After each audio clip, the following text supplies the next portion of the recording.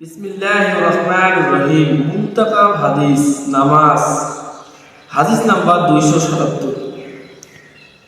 হযরত আবু হুরায়রা রাদিয়াল্লাহু তাআলা আনহু হইতে বর্ণিত আছে যে নবী করিম সাল্লাল্লাহু আলাইহি ওয়াসাল্লাম ইরশাদ করিয়েছেন, যে ব্যক্তি মসজিদ সমূহে ঠিকানা বানাইয়া লইয়াছিল, অর্থাৎ অধিক পরিমাণে মসজিদে আসা যাওয়া করিত,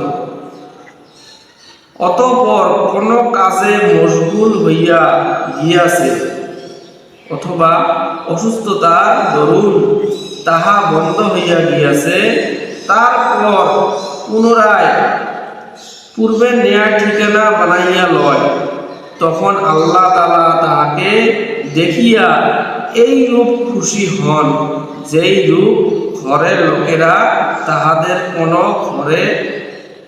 ঘরের লোকের ফিরাইয়া আসার দ্বারা খুশি হয়।